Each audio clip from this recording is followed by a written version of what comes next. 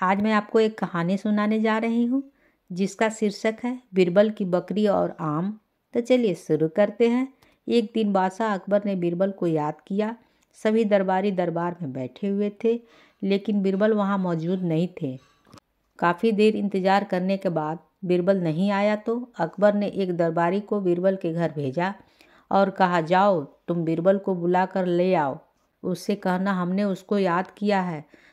जब दरबारी बीरबल के घर पहुंचा तो उसने देखा बीरबल एक बकरी के बालों की गिनती कर रहा था।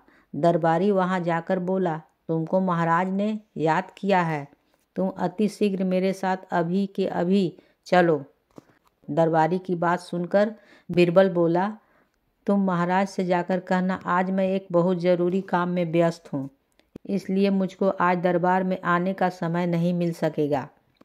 बीरबल की बात सुनकर वह दरबारी राज दरबार को वापस लौट आया और बादशाह अकबर से आकर बताता है कि महाराज, जब मैं बीरबल के घर गया था तो बीरबल एक बकरी के बालों की गिनती कर रहा था। मैंने बीरबल से कहा कि तुमको बादशाह सलामत ने याद किया है, तो अभी के अभी मेरे साथ दरबार चलो। तो उसने मुझे कहा, अभी मैं एक ज़रूरी काम कर रहा हूँ, आज मैं दरबार में नहीं आ सकता।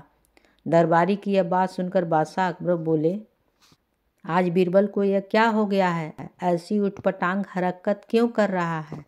बादशाह ने दरबारी से कहा, चलो आज हम भी चलकर देखते हैं आखिर बीरबल को क्या हो गया है जो एक बकरी के बालों की गिनती कर रहा है। अकबर बीरबल के घर पहुंच गया तो देखा बीरबल बकरी को पकड़ा हुआ था और उसके एक एक बाल की गिनती कर रहा है। अकबर ने बीरबल से पूछा, यह सब क्या कर रहे हो।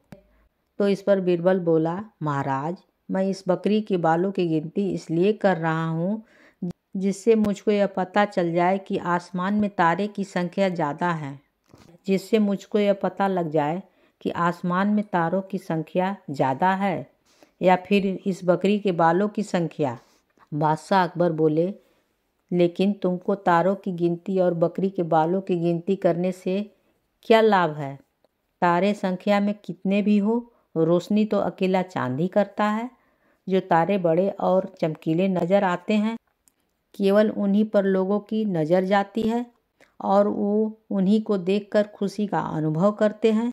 बाकी छोटे तारों को देखने में अपना समय बर्बाद नहीं किया करते, जैसे तुम कर रहे हो। आज तुमने बकरी के बालों की गिनती करके अपनी मूर्खता का पूरा प्रमाण दे दिया है। मैं तो तुमको ये सबसे ज़्यादा बुद्धिमान और कुशल समझता था।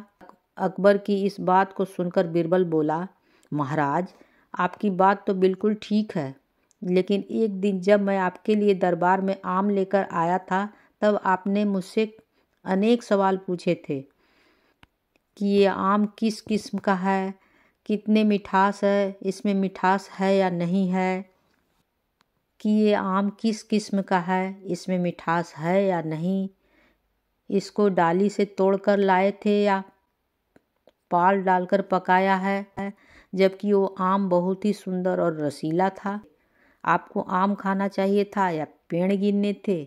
बीरबल की बात सुनकर अकबर हंसने लगा और बोला, बीरबल, तुम्हारी बातों का कोई जोड़ तोड़ नहीं है। तुम्हारे बातों का कोई तोड़ नहीं है। उसी दिन से यह कहावत शुरू हो गई कि आम खाओ पेड़ मत गिनो। तभी ये कहावत प्रचलित हो गई है। कहानी होती है समाप्त।